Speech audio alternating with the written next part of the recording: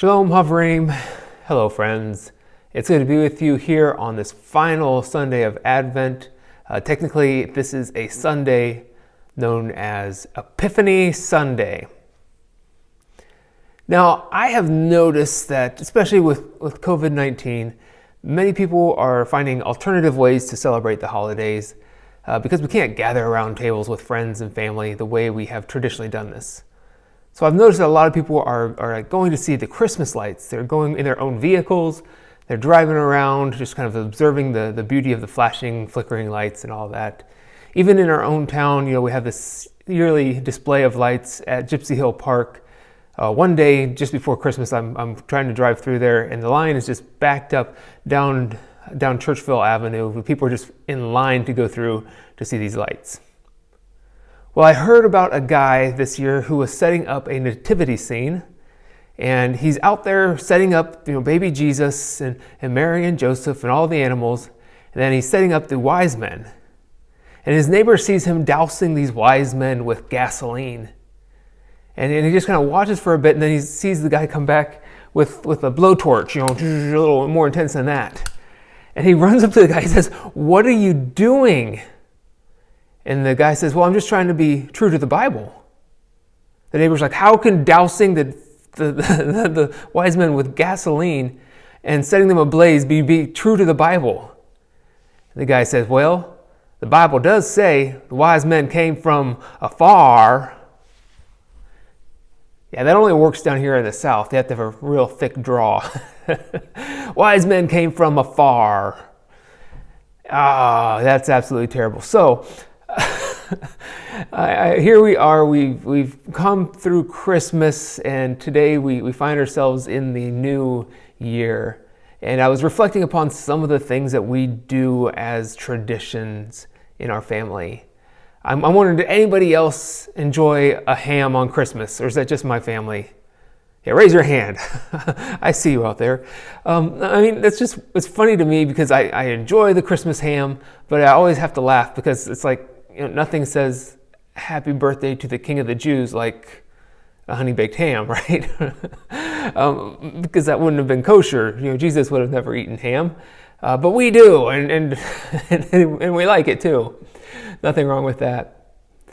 But this is a time for us to kind of just step back and ask questions about why we do things. Why do we celebrate Christmas and New Year's in the way that we do?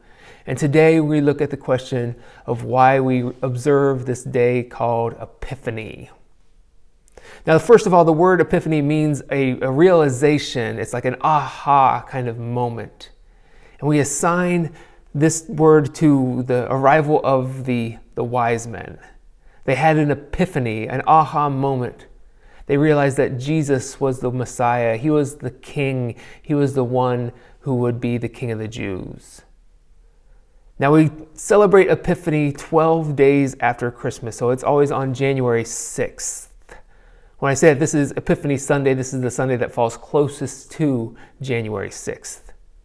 And yes, that is, as I said last week, that's why we have this song, The 12 Days of Christmas. Traditionally, there's been celebration from December 25th through January 6th, from the time that Jesus is believed to have been born to the time when the wise men would have arrived. Now, nobody actually wrote down the dates. We don't know when Jesus was born, what time of the year. We don't know how long afterwards the wise men arrived. But this is tradition. This is how we do it. So I want to look at a few things about the tradition of the wise men, a few things about the tradition of Epiphany today. And hopefully we can have a few aha moments of our own as we go. All right, well, the first thing I want to point out, if you read this passage in Matthew's gospel, this is the only gospel that tells the story of the wise men. So we read along in this passage, and it tells us that these three wise men came from afar. They came from the east. Now, wait a second. Does it call them wise men? Well, it probably depends on the translation that you use. Sometimes we call them kings. But do we know that they were kings? No, it doesn't say in Matthew that they were kings, even though we three kings of Orient are bearing gifts, we travel afar, or something like that. No, it doesn't say they were kings. Does it even call them wise? No, it doesn't. It calls them magi or magos in the Greek. I mean, I try to figure out why do we call them wise men, and I realized that the reason that we call them wise men is because they traveled from a far away distance, and they arrived pretty close to the right place. They missed it by a little bit, but they found Jesus eventually just by following a star. So that's why they're wise. I mean, I get lost using my GPS, and now we've got all these devices on our phones. I still get lost, and yeah. But they were wise and able to follow that star to arrive eventually at the place where Jesus was. So let's see, what else do we say? We always say that there's three of them, and that's just tradition. Why do we say that there were three? It doesn't say so in the text. The reason we say the three wise men is because there were three gifts given to Jesus. There were gold, frankincense, and myrrh. Now, I can imagine there being a fourth wise man who just kind of shows up and everybody's handing their gifts to Jesus. And he's like, nobody said we were bringing gifts. Can I put my name on yours? Like, say it was from both of us, right? No, the only reason we say three wise men is because of the three gifts. There could have been multiple wise men. It could have been 5, 6 wise men, or only 2. So why do we call them wise men and why and not wise women? Well, because women would have brought more practical gifts. I mean, they show up with gold, frankincense, and myrrh, and women would have brought things like diapers, a casserole, and you know, I don't know, just being goofy at this point. So here they are, these three magi, the three foreigners that arrive, having followed nothing but the stars in the sky. And actually, this year we had this interesting phenomenon. How many of you saw the Christmas star? The Christmas star is actually 2 different planets that kind of came together over a period of time. And they got so close on December 21st, it looked as if Saturn and Jupiter were one large, bright object in the sky. That's kind of what I think happened with the Magi. I think they saw some sort of phenomenon in the sky. And it would have been noticeable if you knew what to look for. And because they knew that this was not normal, they followed this and went to where it shone down. I mean, sometimes in our movies and illustrations, we see this bright star beaming down over top of the manger. And if that was the case, a lot of people would have shown up and followed that and said, what's going on here? Again, I think it was something that was noticeable, something that didn't occur often in nature. But these guys saw it, they knew what to look for, and then they followed that star. All right, so that's a lot of background information on what's going on here. And maybe I'll just correct myself. We know that these were probably wise women and not wise men because they stopped for directions, right? One more joke. We'll stop. Throw that one out. All right, so we've got all this background on the wise men, the magi, the kings, whatever you want to call them. So just want to hold that for a second and ask you a very important question. What did you get for Christmas? Now, I'm a practical person, and I don't like a lot of fancy things. My family got me socks. I got 3 pairs of socks from my wife and children, and a pair of socks from my father-in-law. These are some of the best gifts that I've got. I've even got a pair of my socks on right now, and I can't get my foot that high or else I would show you. Wonderful gifts, very practical. So how practical are frankincense and myrrh? Like, especially when you're giving it to a baby. I mean, I can imagine Mary and Joseph there as they're receiving these gifts. They're like, this is not the kind of gift you expect to receive for a child. This kid was born in a barn, and these gifts are worth more than the place that we've been living in for the last couple of nights. It's very impractical. But I like 2 different interpretations as to why the wise men gave these gifts. The first is, as we look at these gifts, the first one is gold. And gold is a gift fit for a king. The second gift was frankincense. And frankincense was something that was used in the temples. The priests would burn the incense, the frankincense, when they were making offerings to God. The third gift was myrrh. It was an anointing oil that was used for healing, or it was used to anoint a dead body before burial. Remember, on Easter Sunday morning, the women are traveling to the tomb to anoint Jesus' body. They may have had something like myrrh with them at the time. So these three gifts are highly symbolic. They are saying that they're recognizing Jesus as a king, as a priest, as a healer, and as our Redeemer. So I really like that interpretation. The other one I also like, and I don't think they're mutually exclusive. They can both apply. The other is that these people were about to flee for their lives. Mary, Joseph, and Jesus were about to leave for Egypt because Herod was going to, have all the children age 2 and under, all the male children 2 and under, killed because of jealousy. So these items could have been used to pay for their way, pay for their time as refugees in Egypt. The gold could have been used to find a place to stay.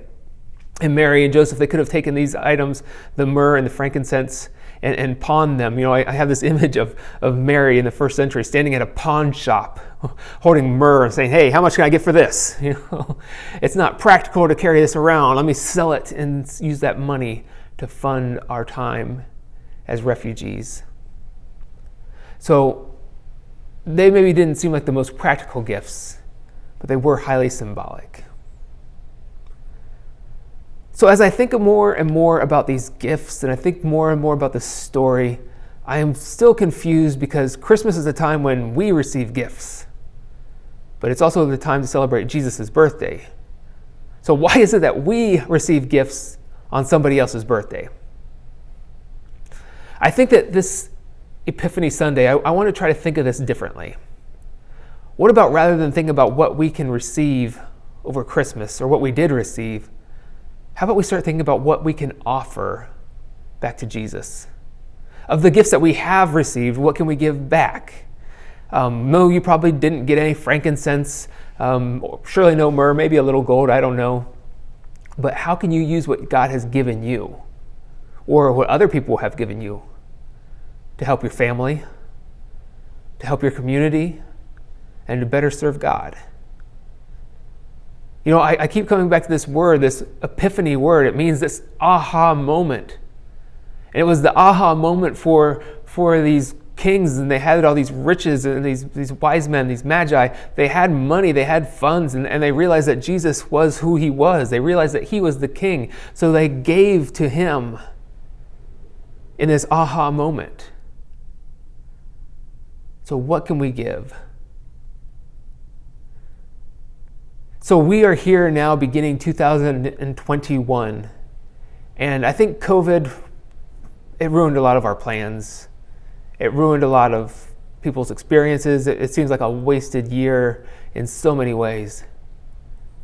But I'm wondering now, as we reflect back on the year that we just are leaving behind, what can we learn from that? What experiences will shape our life moving forward? And I realize that I can be pretty introverted at times. I have to force myself to make new friends and to talk to people. I'm happy to be home alone and watching television or reading a book. But COVID has taught me that I miss being around people.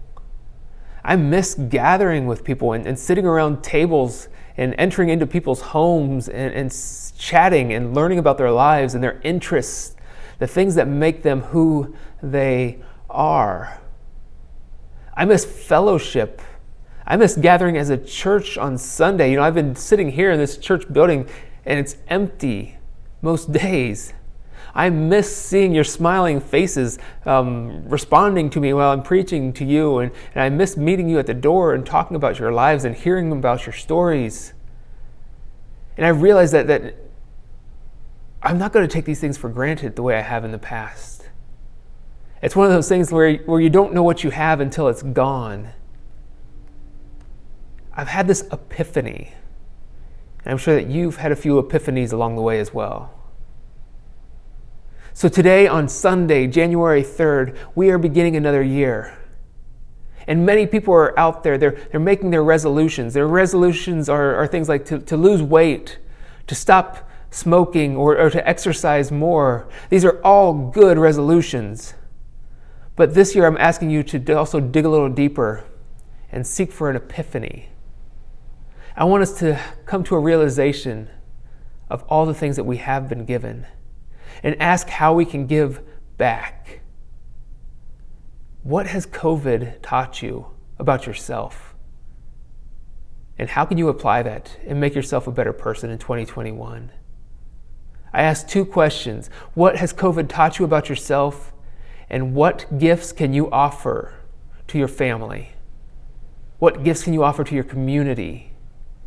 And what gifts can you offer to your God?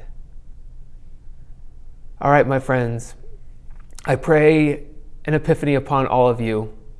May you realize the gifts that you've been given, and may you realize in an aha moment how you might use those gifts to serve others and to serve your God. Happy New Year. We'll see you later.